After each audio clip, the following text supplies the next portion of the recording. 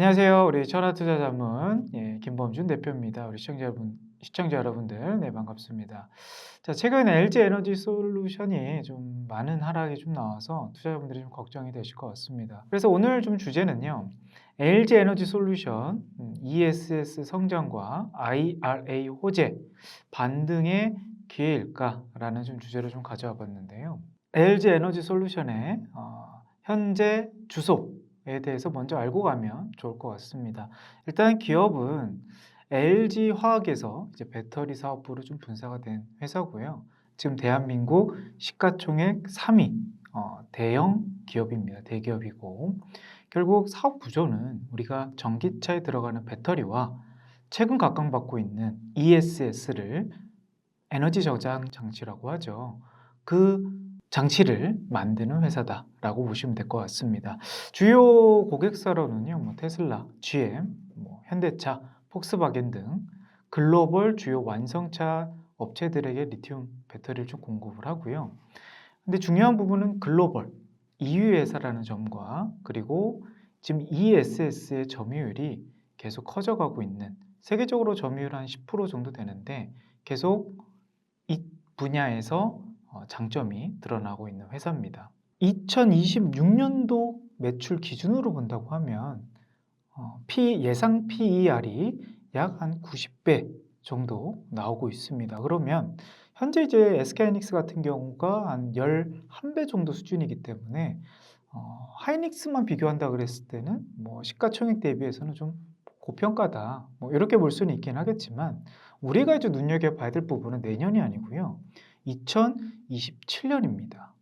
27년 예상 기준으로 본다고 하면 물론 이 실적이 더 늘어날 수도 있고 줄어들 수 있는 그런 리스크는 있긴 하겠지만 지금 우리가 증권사에서 보는 추정폭으로 본다고 했을 때는 30배 중반까지도 떨어지는, 그래서 매우 빠르게 이익이 턴어라운드가 될 수 있는 강점은 있다. 결국 IRA 세액 공제입니다. 사실 트럼프 정권이 들어오면서 IRA 보조금을 축소하는 부분이 있었긴 했지만 그 보조금 축소가 2030년도에 마무리가 되는 거고요. 그 사이는 점진적 축소가 이뤄집니다. 근데 지금 이제 삼성증권에서 이 LG 엔솔의 지금 미국 공장을 토대로 어느 정도 세액의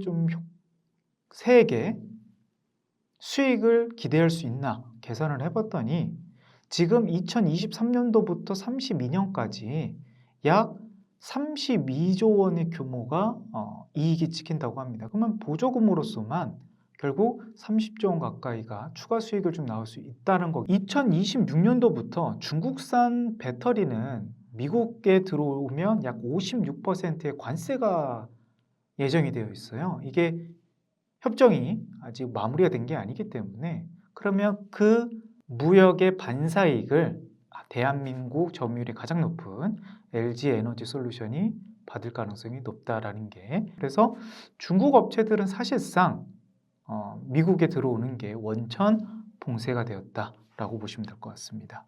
그리고 사실 LG 에너지 솔루션뿐만 아니라 삼성 SDI도 마찬가지고 대한민국 배터리 업체들은 결국 고성능 하이니켈 배터리를 많이 강조를 해왔죠. 근데 이 부분이 이제 저가형 자동차라든지 이제 배터리가 필요하면서 저가형 지금 LFP도 새롭게 상품을 좀 내놓고 있고요.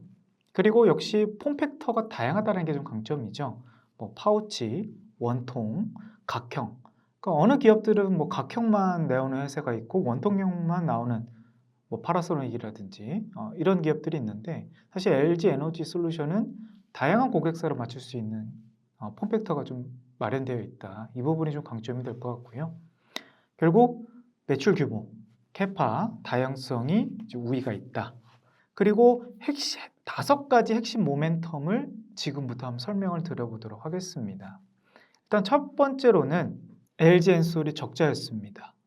올해는 실적이 조금씩 올라왔고요. 근데 중간에 이제 연말에 계약 해지 이슈가 있어서 결국 4분기 실적이 예상치보다는 높게 나올 가능성은 적어 보입니다.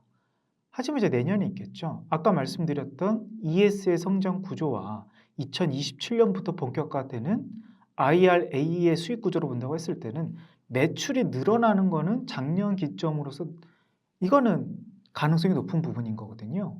그래서 실적 턴어라운드가 이거는 가능성이 높다라고 보는 게 첫 번째 주가 상승의 트리거가 될 수 있겠고요. 그리고 두 번째, 지금은 이제 전기차의 판매량이 어떻게 될지는 예상이 안 됩니다. 하지만 또 전기차가 자율주행이 이제 본격화되면서 전기차에 대한 선호도가 높아질수록 내년 하반기에 또 어떻게 풀릴지 모릅니다.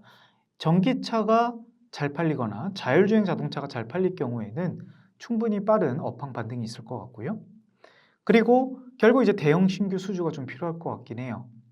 지금은 이제 계약 해지 이슈만 있긴 하지만 뭐 추가적으로 다른 이제 브랜드의 회사와 수주가 되던지 아니면 올해 테슬라의 규모처럼 다른 기업들과 ES의 계약 구조가 나온다 그러면 사실 이 부분에서부터 주가 반등 트리거가 나올 수 있는 요소가 될 것 같다라고 말씀드리겠고, 결국 네 번째로는 정책 환경 추가 개선이 좀 필요할 것 같긴 합니다.